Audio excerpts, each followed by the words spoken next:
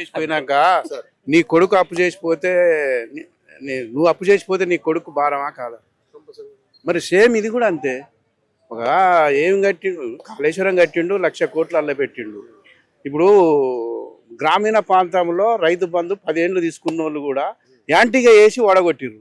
హైదరాబాదులనే మరి ఆంధ్రోళ్ళు వేసిర్రో ఏం తెలియని వేసిర్రో హైదరాబాదులనే 13 సీట్లు వచ్చినాయి ఆయనకు.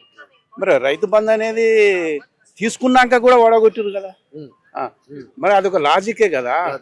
ఈయనకు కూడా ఇద్దామనే పరిపాలన అంతే కదా. ఇప్పుడు ఎంప్లాయీస్ ఉంటావా, 1వ తారీఖు జీతం, 1వ తారీఖు జీతం వస్తేనే మార్కెట్లో డబ్బు వెసులుబాటుతోనే అందరికి అందుతుంది. అప్పుడు మాకు 20వ తారీఖు కూడా వచ్చి చాలా ఇబ్బందులు పడ్డాం.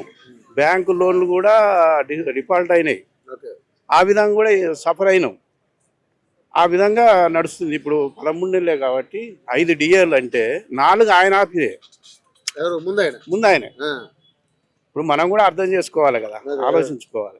ఇప్పుడు రైతు బంధు 100 ఎకరాలకు ఇవ్వడం కరెక్టా? మనం సామాజికంగా ఆలోచిద్దాం. గుట్టలకు, చెట్లకు, పుట్టలకు నువ్వు ఎవరైతే సేద్యం చేస్తున్నారో వాళ్ళకి ఇవ్వడం అనేది కరెక్ట్.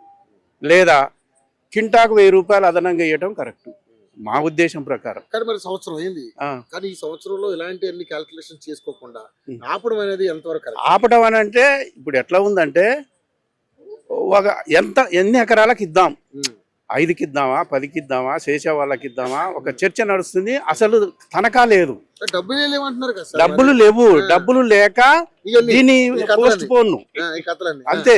ఎవరైనా అంతే. ఇప్పుడు మన ఇంట్లో మన కుటుంబం కూడా ఒక ఇల్లు మొదలు పెట్టినాం, లోన్ వస్తేనో దాదాపు కడతాం. ఆడ లోన్ డిఫాల్ట్ అయింది, ఎట్లా కట్టాలి? కొంచెం వెయిటింగ్ పడాలి కదా. వెయిటింగ్ పడి మళ్ళీ చేతు వాటా వచ్చినాక మళ్ళీ పన్నులు వచ్చినాక మళ్ళా స్టార్ట్ అవుతుంది. కానీ వ్యతిరేకత బాగా వస్తుంది. ఏం లేదు, అందరి అభిప్రాయం, ఒక్కళ్ళ అభిప్రాయం. వ్యతిరేకత అనేది రేపు గ్రామ పంచాయతీ దాంట్లో వచ్చినాక ఏం కాదు సార్. ఇప్పుడు వాళ్ళు చేసిన కొల్లగొట్టిన అనకూడదు, కానీ వాళ్ళు దోచిన దానికి ఇప్పుడు సెట్ చేసుకుంటూ వస్తుండు.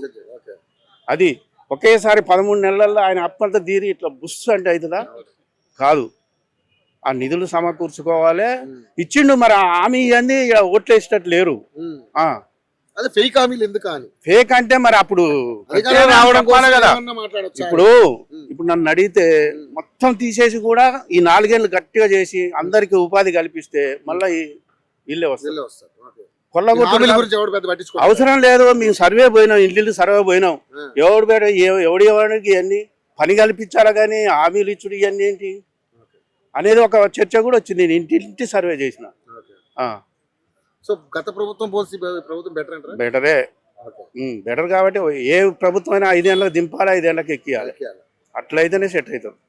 10 సార్లు ఎవ్రీ 5 years మారుస్తేనే తమిళనాడు టైప్ అట్లయితేనే సెట్ అవుతుంది. ఈ లెక్కలో మీ లెక్క ప్రకారం మళ్ళీ కాంగ్రెస్ మారొచ్చు. దాన్నే ఉంది. ఇప్పుడు మారకపోవచ్చు అనేది. ఇప్పుడు టీడీపీ, బీజేపీ ఎట్లా ఉన్నాయి చూసిరా? 2 అలవెన్స్లు అక్కడెట్టయినా ఇక్కడ కూడా అవుదాము నెక్స్ట్ 5 ఏళ్లలో అనేది టార్గెట్ ఉంది. ఒక్కరు శాశ్వతం కాదు కదా. ఎట్లుంటుంది సార్ మరి స్థానిక సంస్థల ఎన్నికలు ఎలా ఉండబోతుంది ఇక్కడ? ఇక చెప్పలేము. బీజేపీకి ఏమైనా అవకాశం ఉంటుంది? బీజేపీకి గ్రామీణ ప్రాంతాల్లో కష్టం అబ్బా. ఈ రెండింటి మధ్యనే ఉంటుంది. టౌన్లలో ఉంటుంది కానీ గ్రామ పంచాయతీలలో, ఎందుకంటే అధికారంలో ఇల్లుండ్రు. ఇప్పుడు మళ్ళీ వీళ్ళ చేతిలో గ్రిప్ ఉంది కదా. అట్లా ఏం చేసినా వీళ్ళ చేత పవర్లో ఉంది కాబట్టి కొంచెం జంప్ అవుతారు. కోమటిరెడ్డి గారు మినిస్టర్ అయిన తర్వాత ఆయన కేవలం మినిస్టర్ పదవిని చూసుకోవడానికి సరిపోతుంది తప్పితే మిమ్మల్ని ఏం పట్టించుకోవట్లేదు చాలా మంది మాట్లాడుతున్నారు. ఇక పట్టించుకోవట్లేదు సార్, మహాసముద్రం ఇది. ఇది పట్టించుకోవాలంటే ఎవరు ఆయన కలిసిన వాళ్ళకి హామీలు ఇస్తాడు కానీ అసలు తీర్మానాలు మంత్రివర్గం అనేది అక్కడ ఉంటుంది. ఇప్పుడు నేను పోతా నా పరిచయం చేద్దాంలే చూద్దాంలే అంటాడు, అంతేవరకే. జనరల్ ప్రోగ్రాంలు చేసుకుంటూ పోతారు వాళ్ళు. ప్రతి మనిషికి సాయం చేయాలంటే ఎవరు చేయలేరు. అట్లా ఆ విధంగా నడుస్తుంది ప్రస్తుతానికి. నా పేరు వీరయ్య, నేను టీచర్ని, ప్రజెంట్ టీచర్ని. అట్లా. Thank you so much sir.